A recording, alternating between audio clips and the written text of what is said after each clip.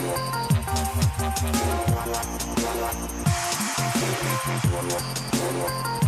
afternoon. How's it going? I'm Thad Brown. You are watching Rochester First. This is the Endgame.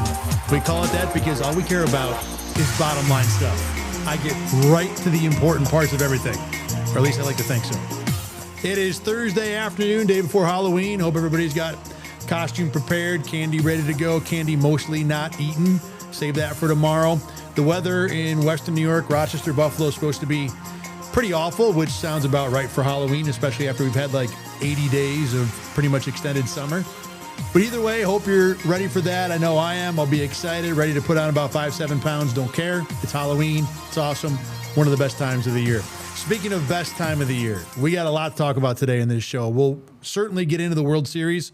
We are still light blue and white in the studio today in honor of the hometown Toronto Blue Jays, with Rochester native Ernie Clement continuing to be a star on this team. What a great story he's been all throughout this postseason and still in the World Series. So we'll certainly hit on the World Series. I haven't talked to you at all since that crazy Game 3. I watched the whole thing.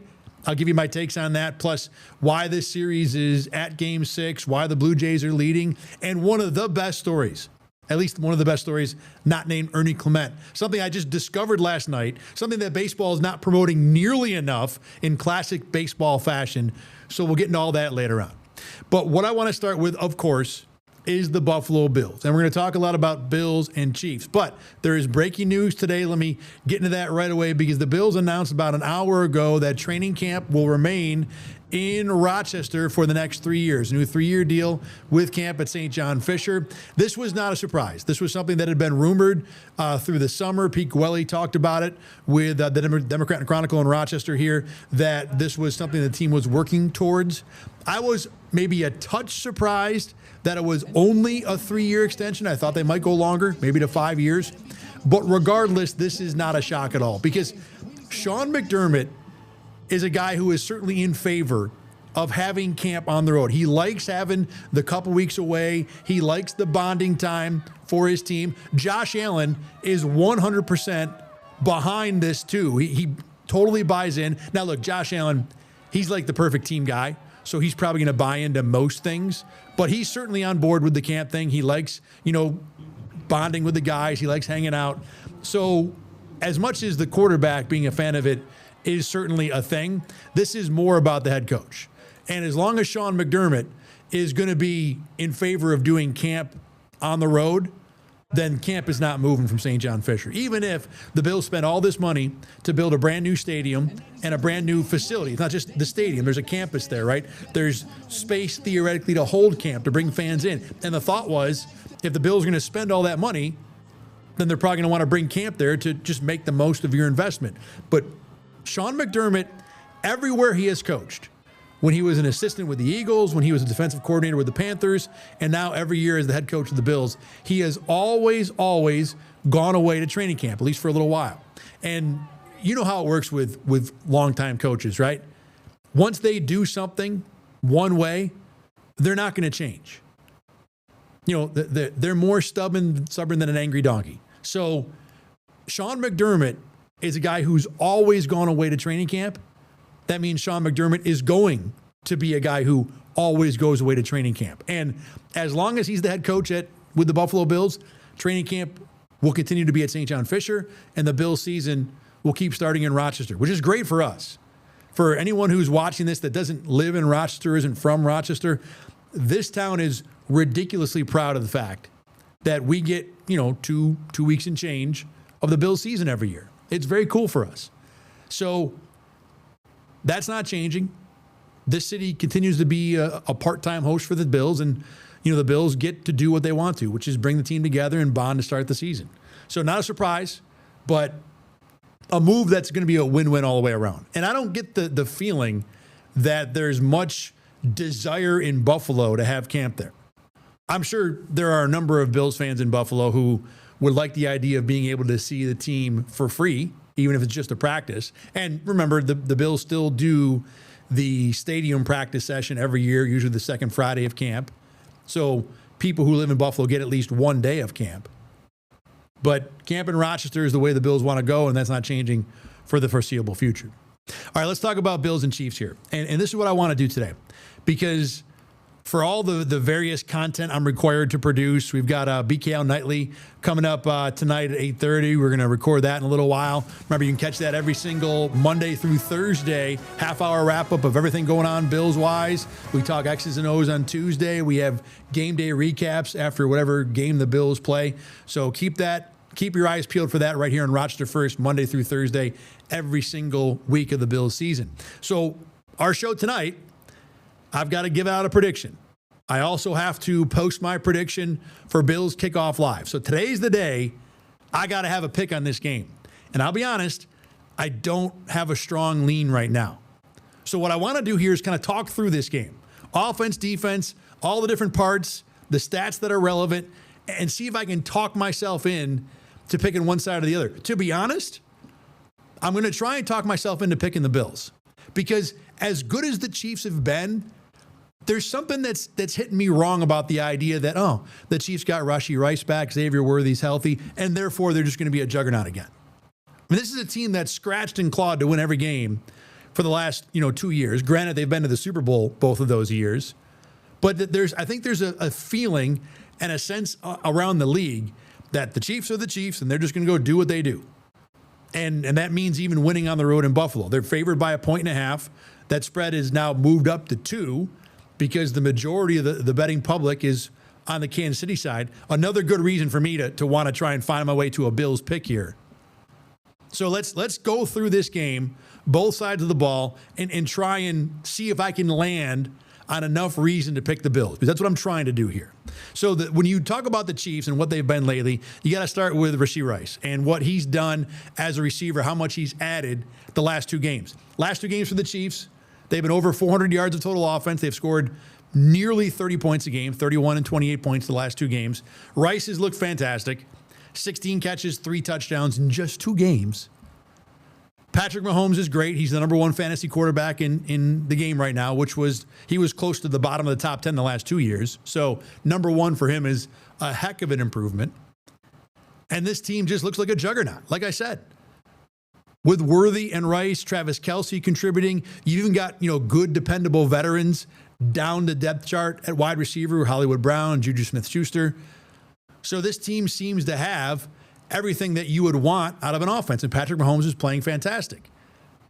Now, as much as Rice has been a part of it, this Chiefs team is not just about the passing game, too. They run it better than you think, better than I thought, at least. They're 3rd in the NFL, EPA per rush. They're averaging 4.5 yards per carry, which is 11th in the NFL. Now, a chunk of that for sure is Patrick Mahomes scrambling, which will augment your yards per carry and probably some of your EPA stuff, too. And he's been a pretty good scramble this year. Had to be earlier in the year before Rice and this offense really got humming.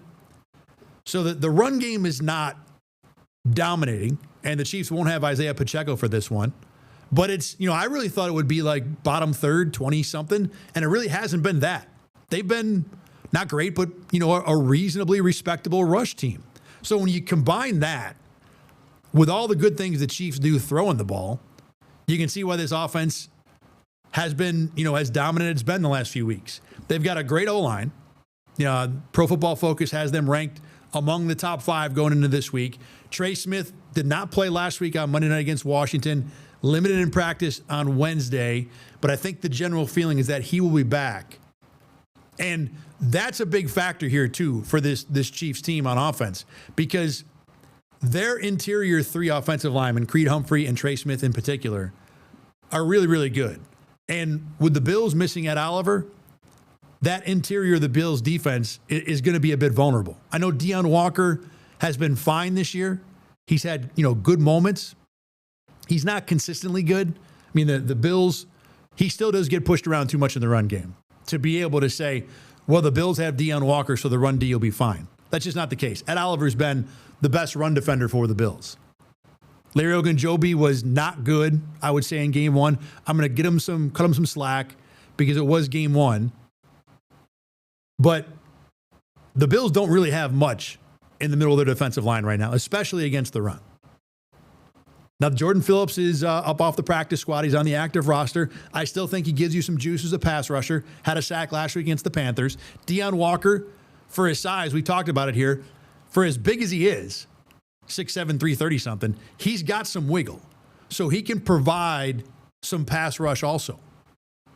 But the other thing that I learned about the Chiefs that I found interesting, Kansas City has the lowest time to throw in the NFL. They're almost Miami Dolphins-like in the way they operate their offense.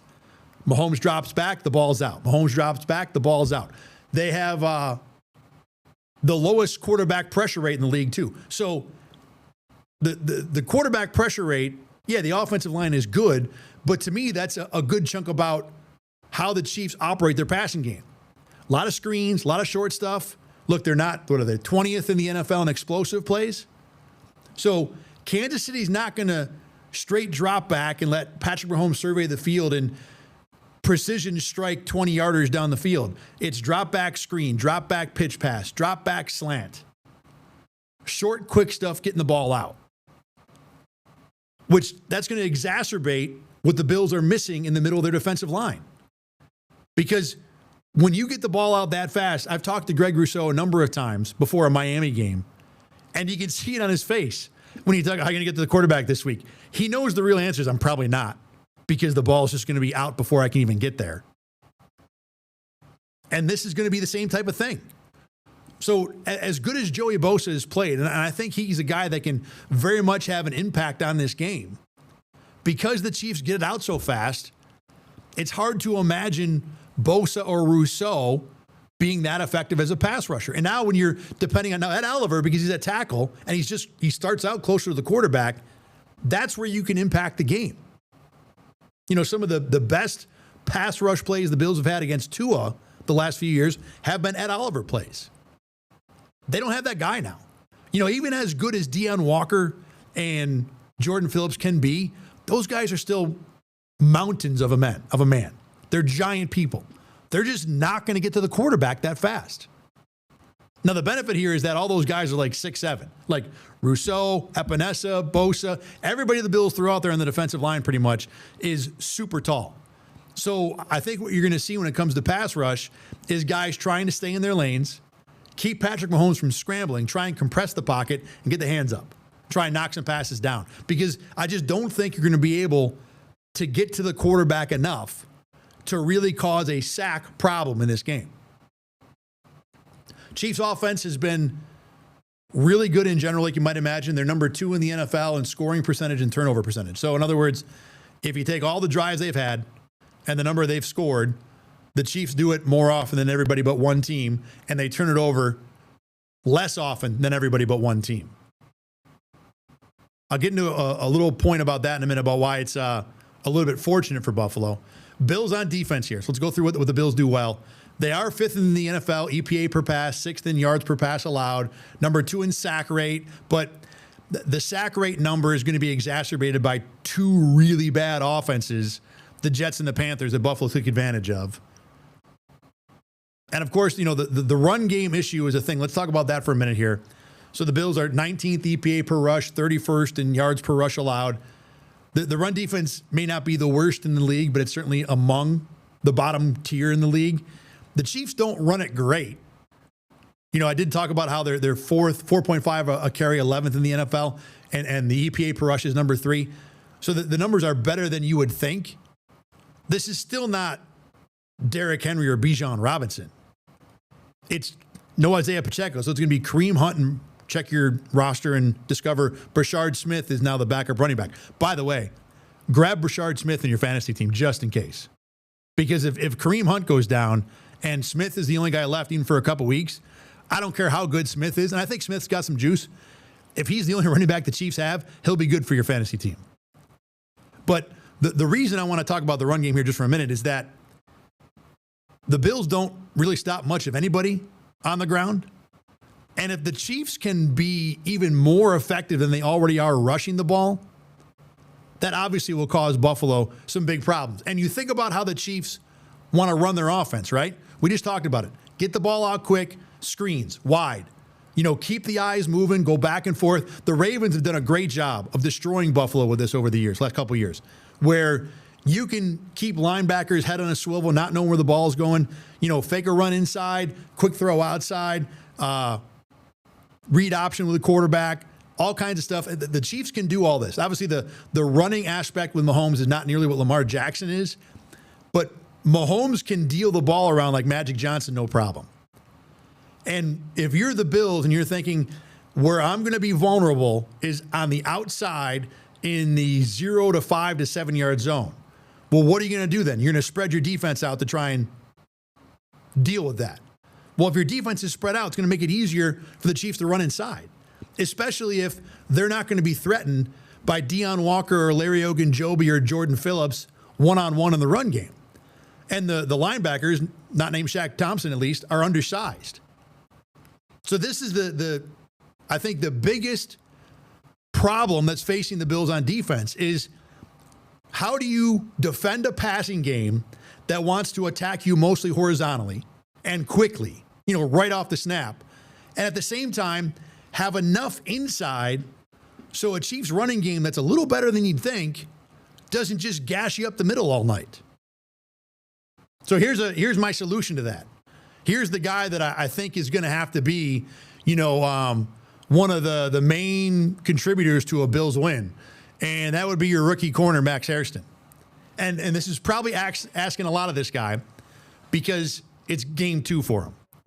He was fine in the first game, didn't get tested a lot, but I think where he can make a difference in this game is by using those wheels on the outside. Because if Max Hairston can be quick enough, just to stay with a guy like Rashee Rice or Xavier Worthy, just to be able to cover them one-on-one, or to be able to attack them out of a zone look. I think more importantly, I wonder if Max Hairston has the wheels to take away some of these screens. He wasn't great fighting off blocks, which I don't think is a surprise considering his size. But he did show you that he can open field tackle like a pro. So if Max Hairston on the outside can kind of be your one-man screen eraser, like Christian Benford do his thing on the other side. He doesn't have Max's speed, but he does everything so technically well. He might be able to help there. I think Taron Johnson is another guy who can have an impact in this particular discipline. If you allow those 3 guys to be athletic enough to erase enough screens, you might be able to turn the Chiefs into a downfield passing team. Now look, like it's still Patrick Mahomes, so it's still going to be a problem because the guy's incredible. Same as Josh Allen. We know the receivers aren't great in Buffalo, but it's still Josh Allen, so he can still beat you down the field. But if you make the Chiefs a downfield team now, Kansas City's probably not going to have Josh Simmons on the outside, so it's Jalen Moore and Juwan Taylor on the outside, who are fine-ish, but that's advantage Buffalo with Joey Bosa especially and Greg Rousseau. So if you make Mahomes have to drop back and actually look over the field, take some time in the pocket, now your advantage on the outside can become something that impacts the game. So to me, this is the key.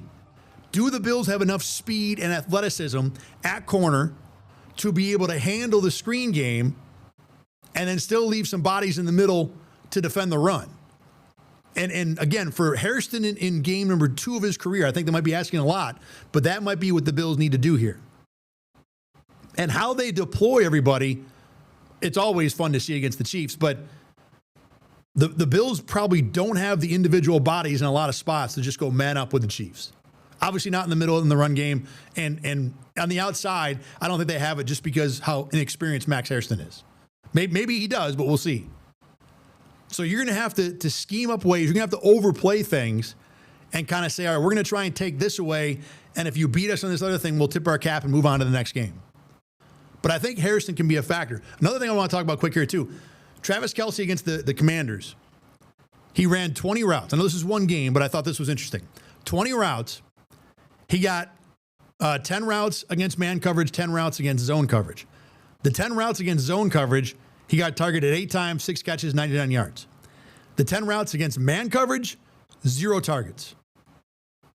Now, do the Bills have someone that you can man up on Travis Kelce, even at 30 whatever? And clearly that's a weakness for him. Can you take that away? I think Taron Johnson might be able to do it. If it were me, I might say any passing down, 7, you go find 87, you got him all night. Because he's the guy that I think has the best not size, but the best combination of physicalness and athleticism to hang with Kelce. And I've seen him win one-on-one with Kelce before. Maybe you put Christian Benford on him. I could see that. But I think then if you put Benford on Kelce, then you're exposing your lesser athletic defensive backs on either Worthy or Rice. And I think that's a problem. I think Taryn's the best answer for this year. Maybe Cole Bishop. I could see it in theory. Cole Bishop and Travis Kelce might work, but I'm still scarred by watching Derrick Henry and Bijan Robinson, big boy Bishop, to allow him to go one-on-one with a guy in Travis Kelce that has pretty much made his career big boying people. So maybe Taron Johnson gets that job one-on-one. Again, one game, but Kelce's calling card has been finding space in his zone and just making himself open for Patrick Mahomes. So I think the Bills, this game plan I've dreamed up, me, genius defensive coordinator, I think this can work, but it definitely feels like I'm stretching a number of players, whether it's Taron one-on-one with a guy like Kelce or whoever the Bills want to put one-on-one with Kelce. It's Max Hairston in game 2, depending on him to, really play all the stuff the Chiefs want to do on the outside like a seasoned veteran. And then the defensive tackles in the middle being able to do enough against the run so it's not just an open door all night while you're spread out to the outside. But I do think they can work. The other thing that I want to point out about the Chiefs offense, they've been pretty lucky in one particular area. The Chiefs have 8 fumbles through 8 games so far. So obviously on pace for 17 fumbles. That would not be the worst in the league, but it's certainly bottom half. They have recovered all 8 of their fumbles. That is not going to last forever. At some point, that luck runs out. And the Bills had a similar streak going. They had recovered 12 fumbles in a row going into the New England game. Then they botched the end around with Dawson Knox, lose that points opportunity. They fumble with Keon Coleman, give up free points to the Patriots, and they lose by 3. So the Bills have shown you when that fumble luck goes away, it can cost you a game immediately. And if this is the game for the Chiefs, and the Bills are coming off their first game this year where they forced more than one turnover. So the defense is kind of dialed in, their little zone, right? The Bills can get the ball on the ground and recover a couple of these because the Chiefs are going to give you at least one. That's what their numbers say. That totally changes how this game goes. So I'll be honest, I've kind of bought myself into thinking the Bills defense can hang enough to give the Chiefs a problem. So let's go to the other side of the ball. So when the Bills have it on offense, I mean, job number 1 is pretty obvious. You gotta get James Cook involved, Mr. AFC Offensive Player in the Week. Bills this year, 2nd in yards per rush, 4th in EPA per play, 7th on third downs, which is kind of crazy to think about as tough as the passing game has been. The Chiefs on defense don't stop the run great. Very mediocre. 18th in the NFL EPA per rush, 17th in yards per rush. Now, the last 3 games, though, they've been pretty good. The Chiefs have not allowed their last 3 opponents to get to 100 yards rushing. Now, they blew out the Raiders and the Commanders, so, of course, those 2 teams didn't have much of an opportunity to get to 100 yards. But the first of those 3 games is the Lions. And, yeah, the Lions had a bunch of defensive injuries in that game, but their offense, if I remember correctly, was pretty healthy. Maybe not on the offensive line. So that Chiefs run D has been, it's mediocre by the numbers, but it might be a little better than that. Bottom line is the Bills have to run in this game because the Chiefs defense is number 2 EPA, number 2 in the league EPA per pass allowed. They're not great on third down, 19th overall, 11th in the red zone. Regardless, the Bills don't want to get into a game where they have to throw because Kansas City's best player on defense, not named Chris Jones, is probably Trent McDuffie, and he's going to be better man-on-man than virtually any other receiving option the Bills want to throw out there. So right off the bat, you got a loss, you would think on paper, on the X's and O's with McDuffie. Beyond that, the Chiefs, back 7 is probably okay. Nick Bolton's a pretty good linebacker. But more importantly, if you get yourself into a game where it's Steve Spagnuolo pulling out his bag of tricks with the blitz, that ain't going to work out well for Josh Allen. So this is a game where the Bills have to control a good chunk of the time when they have the ball running it on the ground. And you can run it with Josh Allen too if you want. James Cook would be preferred. They should be able to do it. But, even separate of trying to go against Spagnuolo and the Chiefs' pass defense, Josh Allen against everybody, he's had one 250-yard game since the opener against Baltimore, passing the ball. Now, yards are not everything. The Bills probably could have thrown for 250 last week if they had wanted to. They had 40 points quickly, didn't need to. But it is an example of where this passing offense is and how much trouble they're having. And the Chiefs are not going to make it any easier. Not when you look at the personnel they have down the field, and not when you think about who the coordinator is and the number of headaches he's been able to provide to Josh Allen over the years. So this is all about the Bills being able to run the ball. And they have run it for the most part, but in the games where they've lost or looked bad, Baltimore, New England, Atlanta, James Cook has not had 100 yards in any of those games. He looked better against the Falcons, but that was still 17 for 87. This probably needs to be James Cook with 100 yards. At home, I feel better about the Bills having a chance to do it. If you're in Kansas City, not only are you trying to deal with all the different eye candy and tricks that the Chiefs defense is trying to pull off, but you're doing it with the crowd shouting their brains out and making it impossible to hear. At least at home, the Bills will be able to go through whatever checks, do whatever communication they need to do without much of an issue from crowd noise. Probably no issue at all. So a big benefit for the Bills at home. I do feel like I don't buy this Chiefs team in general. And I think that's kind of where I started this. I don't want to say that I don't buy them as being good. Of course they're good. They're almost certainly a playoff team. But just because they've whooped up on the Raiders and the Commanders, I don't know if I get to a point. I don't think I get to a point where they're just going to dominate everybody. And part of the reason is I don't think this defense is quite as good as it was the last 2 years when the Chiefs almost lived on their defense being in charge. So if the Bills can score some points the way we know this offense is capable of, and outside of the Falcons game and the Patriots game, they've been scoring more than enough. They've had 30 in all the rest of those games. In general, I'd say this has to be a 30-point game. The last few versions of this Bills-Chiefs game, and before I just assume this, have been a little more low scoring. It's kind of the fun thing I've liked about this matchup is that because these teams play each other so often, I feel like they know each other so well that everything that they want to do that they normally would get to, both sides have seen. So it's hard to just do what you normally do. So 30-21 last year, throughout the playoff games tend to be different.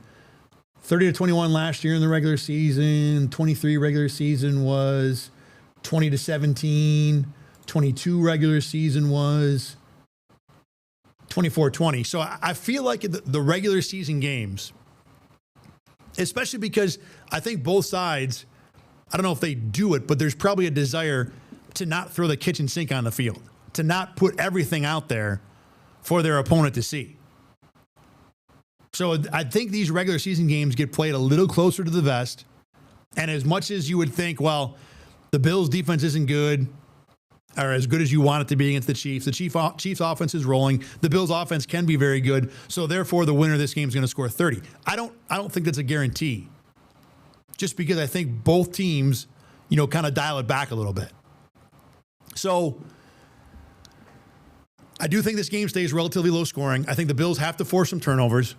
I think they have to be able to run the ball. And they have to find a way to just, at least, you can't let the Chiefs do whatever they want on offense. You got to make it a little bit hard for them. Here's where I land, too, I think, on this game.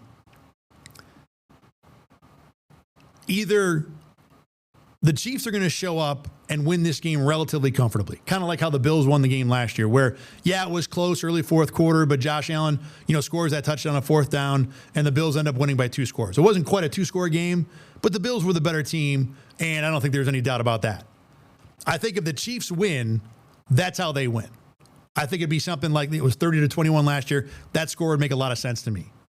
Somewhere in the 31-23 range, something like that, 31-20. If the Bills win, I think it's because they keep this game tight, or the game ends up tight. I think the game probably is a little lower scoring than you'd expect. Because I think the Bills can win a shootout, but if you were to tell me Kansas City is going to get in the 30s, I would be worried about Buffalo being able to keep up with that. So if I'm going to make a Bills pick, which I think is where I'm going to go, because I was surprised how much I talked myself into feeling like the Bills defense can make something happen here. So I'm going to go, I think I'm going to lean with a Bills game here. I think it's going to be lower scoring, 27-26, 27-24, something like that. Maybe 28-27. Neither team is ridiculous in the red zone or stopping in the red zone. Anything else I missed here? Bills, by the way, have allowed the second least yards after catch this year, and the Chiefs are number 1 in yards after catch. That'll be an interesting push-pull when the Chiefs have the ball. Yeah, I think, look, this is just a gut feel. Like I said, I don't think the Chiefs are just a walk to the number 1 seed kind of team. Now, if they win this game, let me see the rest of their schedule. Their schedule is brutal this year. They actually, if you go to FanDuel, the top 10 Super Bowl odds teams, so the top 10 teams most likely to win the Super Bowl, the Chiefs have 9 games against those other 9 teams. So after Buffalo, it's a bye, then Denver, Indy, Dallas, Houston, Chargers, Tennessee, Denver, Raiders. So Tennessee and the Raiders will give them a win. Both those wins, that's 7. 2 with Denver, you got to figure they at least split that, so that's 8.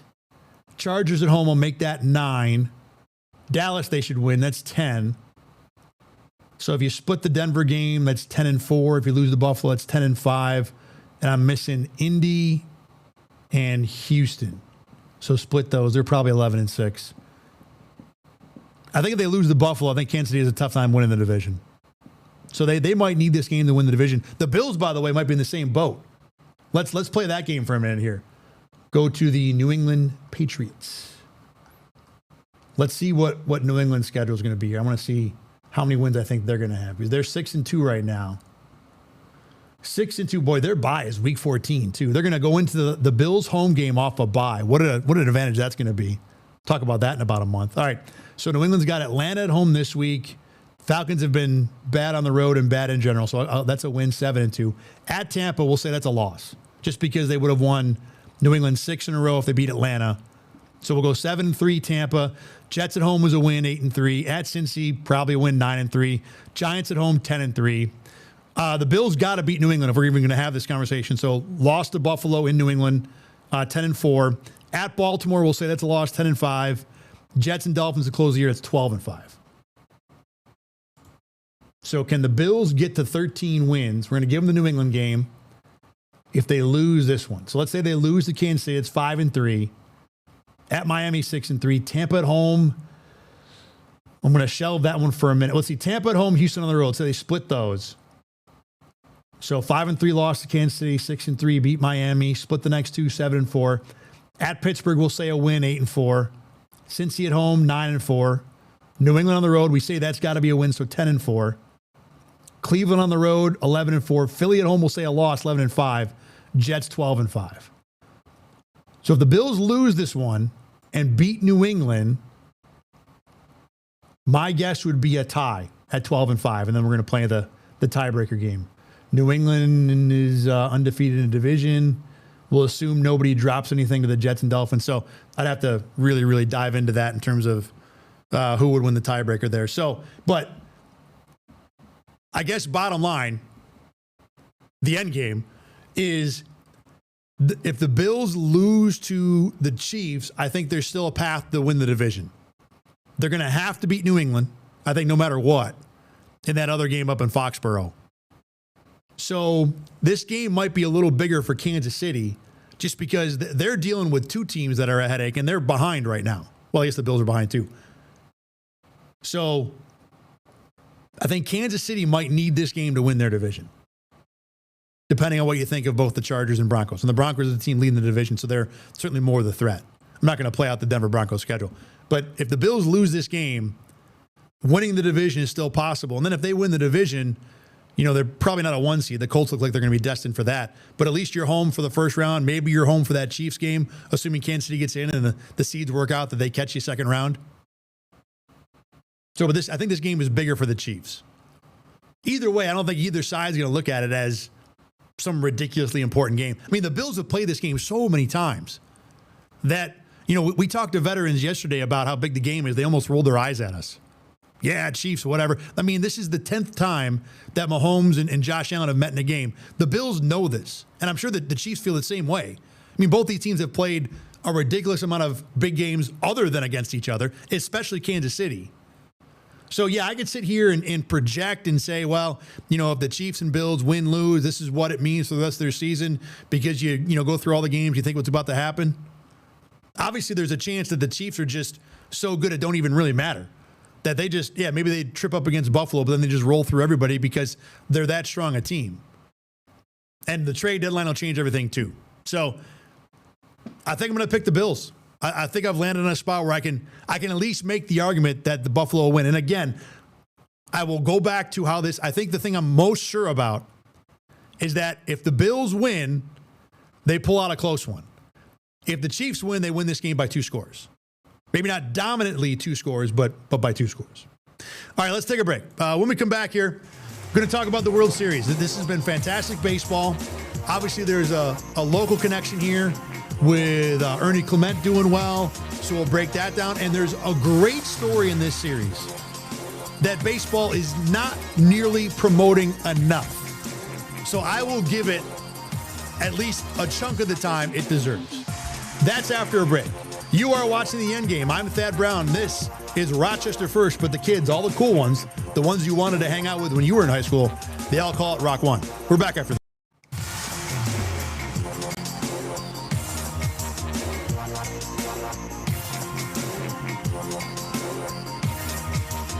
Bills just released their injury report.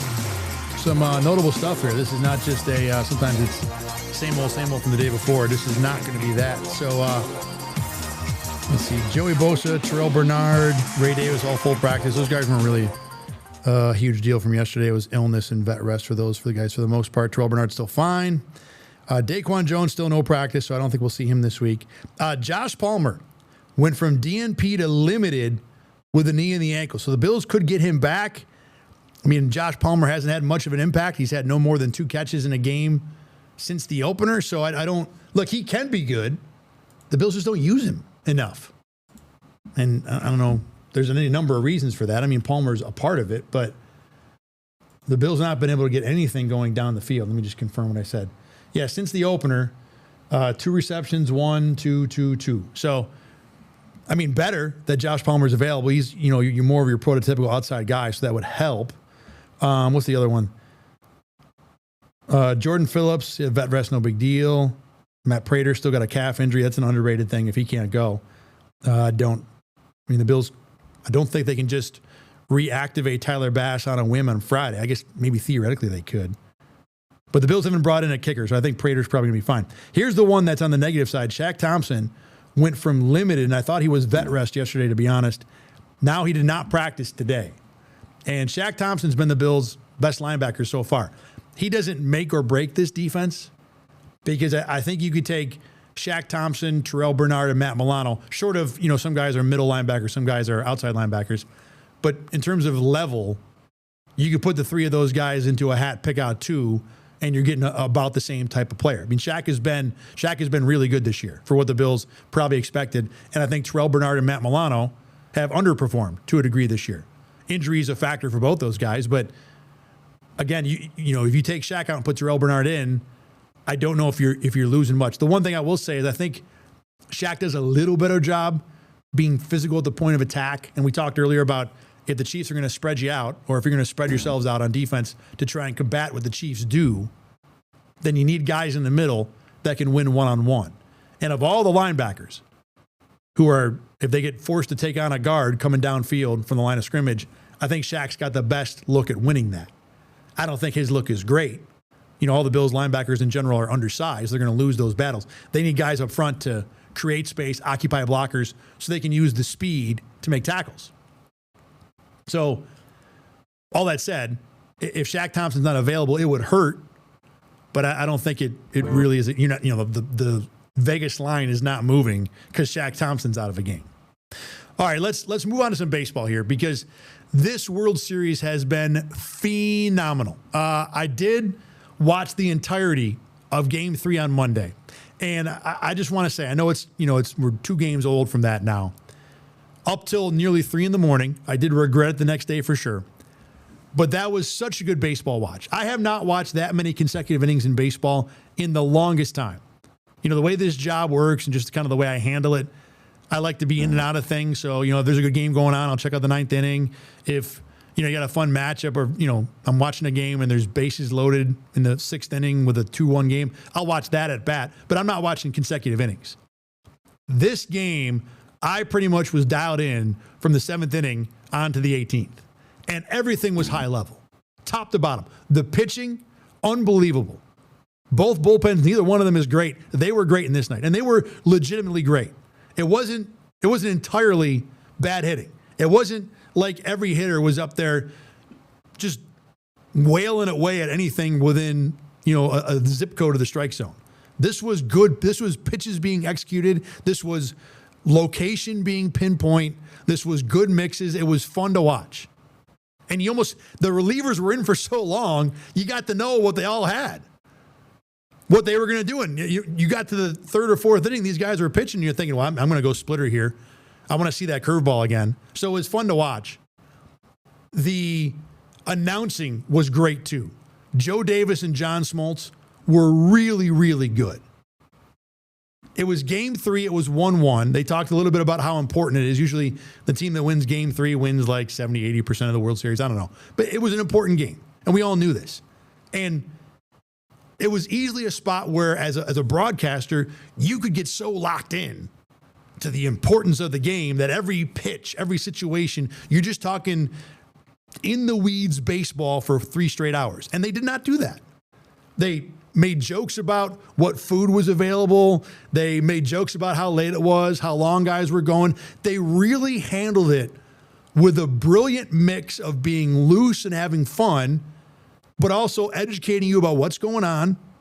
The reporting by Greg Rosenthal was great too, about what pitchers were available, who was going to go in at what inning. And obviously it's fun to be able to do that in a sport where it doesn't give you a ton of an advantage knowing what pitchers might come in next. I was really surprised at how much Dave Roberts kind of volunteered what his plan was with pitchers. I don't think it was that much being given away, because he talked about, well, we're going to go to a position player in the 18th if we have to. And then it was Klein, who had pitched the last 3 innings going an extra inning. And then it was, Yamamoto, the starter, who had just pitched the game before 2 days ago, going down to pitch after that. So although Dave Roberts was telling Greg Rosenthal, this is what we're going to do, he ended up doing something different anyway. So I guess he wasn't really giving away much. But regardless, as a viewer, it was riveting. Okay, we got the news in the 16th inning that the last reliever the Dodgers had in the bullpen was only going to be able to go through the 17th. So I'm texting with a friend of mine who's a Blue Jays fan. I'm telling him, if you can get to the 18th and you're facing a position player, this game's over. And even though it didn't happen, the point was, as a fan, it was so cool. It was so cool to have that much information. And it was handled so perfectly. The tone and the way every single situation was treated, again, you were educated, you could tell they were smart and done their homework, and you could also tell they were having a good time, which is what you're supposed to be doing watching sports. Everything was great. The defense was great. I mean, we had 2 plays in the back end of this game. I mean, I'm using back end generously. I think 6th inning and on, where a runner was trying to go first to third and got thrown out by a fielder who was standing over by first base. The Vladdy throw to Ernie Clement across the diamond was as great a defensive play you will see from a first baseman. And then Tommy Edman did the same thing, grabbing a ball that had bounced off Freddie Freeman's glove at first base. Then the Dodgers, a couple innings later, throw out a guy at the plate by like 8 feet.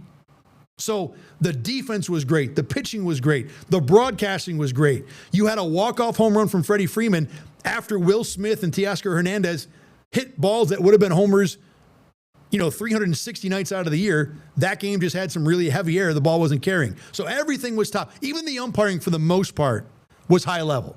There were a couple calls in the field that had to be reviewed, whatever. They were the ones that the umpires missed were like razor close. The home plate umpire from the 8th inning, I think it was Mark Wegman, from the 8th inning through like the 15th was dialed in. Every time the ball missed that little box Fox had up by a hair, those were balls. When it caught a piece, it was a strike. Now, late in the game, everybody's getting gassed. That poor guy, I looked at it later, Mark Wegman called like 600 pitches in that game.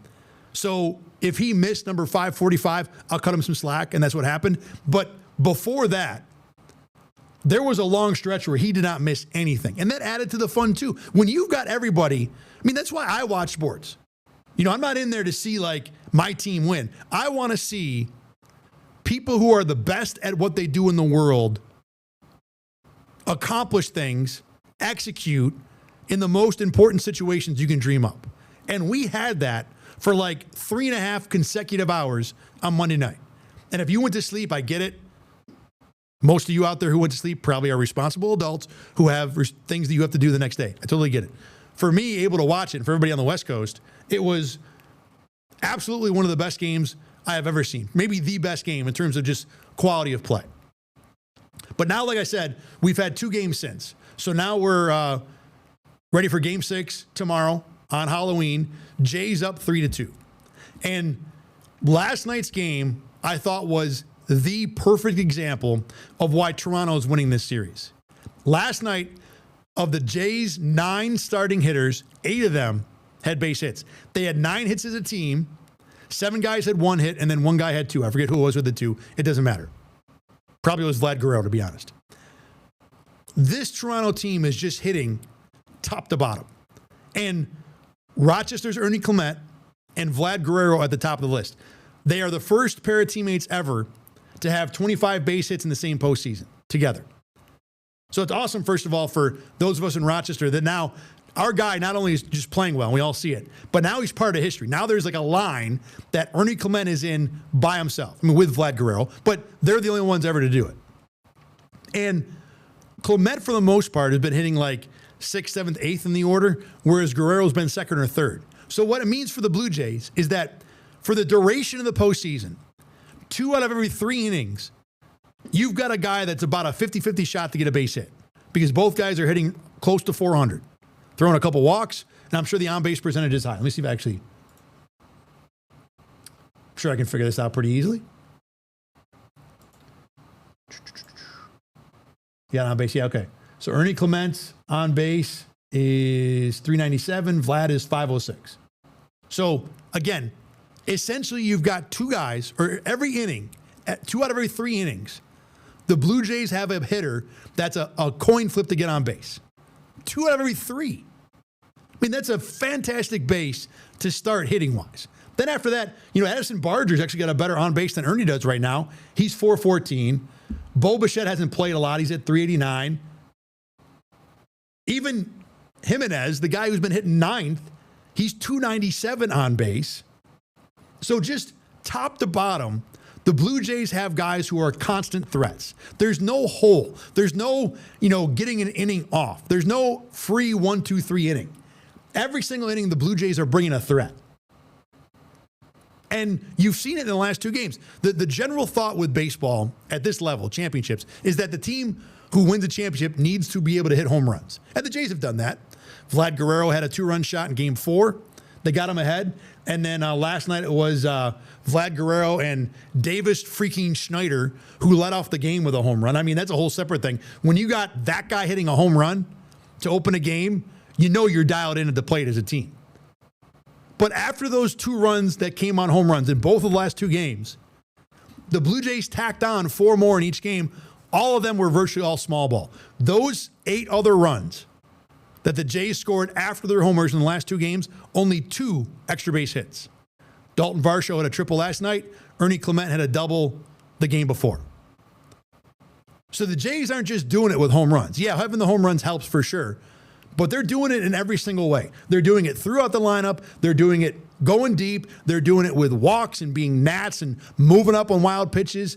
And just, you can see on the Dodgers, or with the Dodgers, the pressure is just accumulating. And the Blue Jays have done this all through the postseason. They are just wearing out pitching staffs with the fact that every single one of these guys, 1 through 9, has been a threat. And that's why they're on the brink now of winning a World Series. Even if the Dodgers have the bigger collection of stars, the higher paid team, probably on paper the better team. And Ernie Clement talked about how this team, it doesn't give up. He called them uncommon men after game 4. He's right. I mean, look, the Dodgers are uncommon men too. Shohei Ohtani is the most uncommon man in the history of baseball. But regardless, the Jays are the ones who are doing this as a team. And being able to bounce back from that 18-inning marathon and win 2 on the road, that is a heck of an accomplishment. And they're doing it because the whole lineup can hit over and over and over. Now, it's not just the lineup that's been the good story. Last night's starter for the Jays, Trey Savage, 12 strikeouts. He became, what's the exact number here? Baseball numbers are always kind of detailed. He has the most strikeouts in a World Series game without a walk with 12. This story is unbelievable. And I just basically learned about it last night because the guy's dominating the Dodgers. And I'm thinking, did he do this all year? Why did I not hear about him? How many strikeouts did he have in the regular season? And then I go looking up his stats, and he doesn't have any.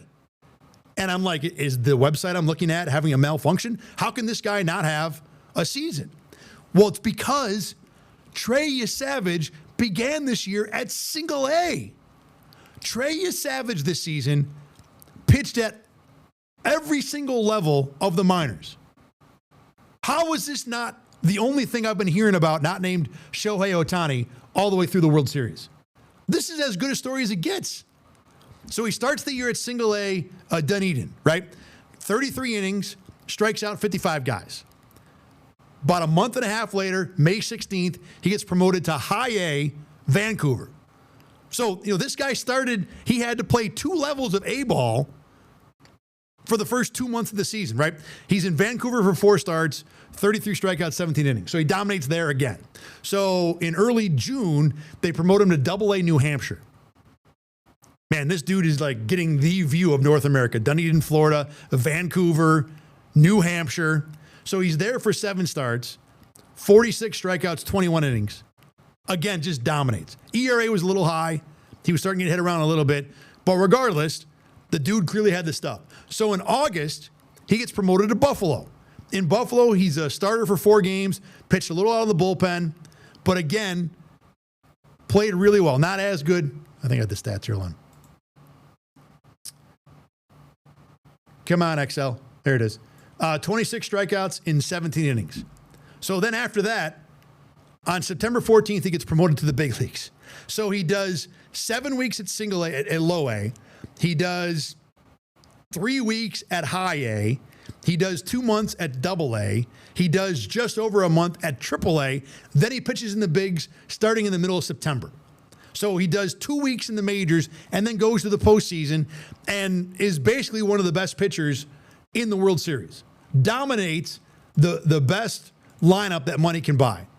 This is incredible. Can you imagine being Trey Savage's parents, right? Because I'm old enough now that I've got kids who are about that age, and I've done the whole, I'm the dad watching my kid play. Imagine you're their parents, and you're thinking, man, this is his first year in pro baseball. He's going to, in the Blue Jays organization. Wow, wouldn't it be awesome if someday he got to the majors? Someday, right? And you're thinking, wow, he's in single A this year. He was drafted highly. He was a first-round pick, 20th overall. You're thinking, yeah, maybe he gets to double A this year. I just hope he does well. I hope he looks good. Don't be a disaster. You always worry about that as a parent. Like, you dream of the best stuff, but you worry about just the bottom falling out, right? So this guy goes a month and a half in low A and gets promoted to high A. Sweet, great, that's awesome. And then 3 weeks later, he's at double A. Like, wow, this is great. This is awesome. I mean, can you imagine telling Trey Savage's parents in April, your son that's starting out in basically rookie ball, low A, is going to be pitching in the World Series? And not only pitching, but dominating. There's a picture going around of Trey Savage striking out Shohei Ohtani, where Shohei ended up on a knee. And Savage is just walking off the mound like, yep, did that, been there, done that. I mean, that's the kind of thing that you blow up as a parent to like 70-inch TV size, and you put it on the wall where the TV is and just stare at that all day long. What a story for this guy.